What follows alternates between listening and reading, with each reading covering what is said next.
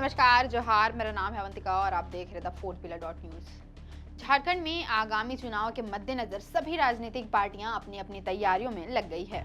सभी राजनीतिक दल नए नए अंदाज में राज्य की जनता का दिल जीतने में जुट गए हैं।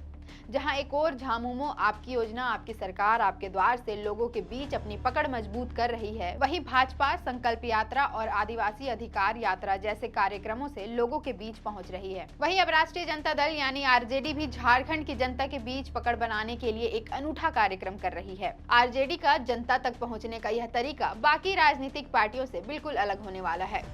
आपने शादी ब्याह त्योहारों के अवसर पर लोगों के पैर पूजने की विधि देखी ही होगी, लेकिन अब झारखंड में चुनावी कार्यक्रम के दौरान भी लोगों के पैर पूजे जाएंगे। जी हां, सही सुना आपने। अब झारखंड में वोटों के लिए मतदाताओं के पैर भी पूजे जाएंगे। रिपोर्ट्स के अनुसार आरजेडी झारखंड में पैर पुजाई कार्यक्रम कर रही है। इसके तहत आरजेडी नेताओं के द्वारा आम जनता की पैर पूजी जाएगी और उन्हें वस्त्र और मिठाइयां भी दी जाएंगी। ईटीवी बिहार झारखंड से बातचीत के दौरान झारखंड राष्ट्रीय जनता दल की प्रदेश उपाध्यक्ष अनीता यादव ने इस कार्यक्रम की जानकारी दी। अनीता यादव ने कहा कि हमारे सर्वोच्च नेता लालू प्रसाद यादव शुरू से ही वंचित, दलितों, पिछड़ों के कल्याण के लिए काम करते रहे हैं। अंतिम पायदान पर खड़े समाज के लोग ही लोकतंत्र की ताकत है। ऐसे में उनके पैर पूजकर सम्मान देकर हम लोकतंत्र को मजबूत कर रहे हैं। बता दें कि राजद ने अपने पैर पुजाई कार्यक्रम की शुरुआत गढ़वा से कर दी है और अब राजद संथाल की जनता के पैर पूजने की तैयारी में है। अनीता यादव ने बताया कि राज्य के सभी 24 जिलों और 81 विधानसभा क्षेत्र में पैर पुजाई का कार्यक्रम चलेगा। उन्होंने कहा कि गढ़वा में भव्य आयोजन हुआ है। इसके बाद जल्द ही संथाल परगना में भी राजद द्वारा आम जनता का पैर पुजाई कार्यक्रम शुरू होगा।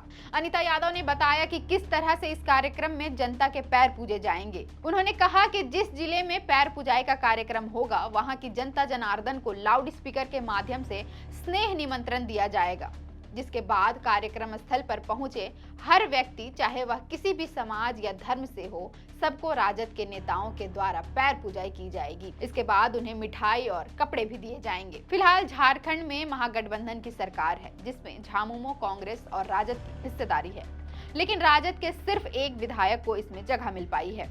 राष्ट्रीय जनता दल बिहार में सबसे बड़ी पार्टी होने के साथ सत्ता में भी है, लेकिन झारखंड में सत्ता में शामिल होकर भी वह महागठबंधन की सबसे छोटी पार्टी है। हालांकि झारखंड स्थापना के बाद झारखंड में राजद का काफी अच्छा जनाधार था।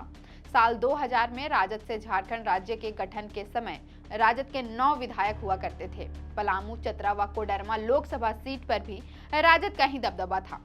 राज्य गठन के बाद पहली बार जब साल 2005 में विधानसभा का चुनाव हुआ तो राजद के 7 विधायक चुनाव जीते थे। अब राजद अपनी संगठन को मजबूत करने की पूरी तैयारी में है। रिपोर्ट्स की माने तो 2024 के लोकसभा चुनाव में राजद झारखंड की 14 में से 4 सीटों पर अपनी दावेदारी पेश करना चाहती है। विधानसभा चुनाव में भी राजद अधिक से अधिक सीट पर चुनाव लड़ना चाहती है। हालांकि इंडिया गठबंधन की बैठक के बाद ही सीटों के बंटवारे पर अंतिम फैसला होगा और आगामी चुनाव के नतीजे के बाद ही पता चल पाएगा कि झारखंड की जनता किस पार्टी के सेवा भाव से कितनी खुश हुई है। फिलहाल के लिए इतना ही। देखते रहें the fourth pillar dot news. अगर आप चाहते हैं कि हमारे वीडियोस का नोटिफिकेशन आपको बिना देरी के मिलता रहे, तो आप इस चैनल को फॉलो और सब्सक्राइब जरूर कर लें। बाकी आप हमारे काम को लेकर कोई सुझाव हमें देना चाहते हो तो कमेंट बॉक्स में आप सादर आमंत्रित हैं। इसके अलावा हमारे वीडियोस आपको अलग अलग ठिकानों जैसे फेसबुक, इंस्टाग्राम, ट्विटर पर भी देखने को मिलेंगे, जिसके लिंक डिस्क्रिप्शन में डाल दिए गए हैं। शुक्रिया।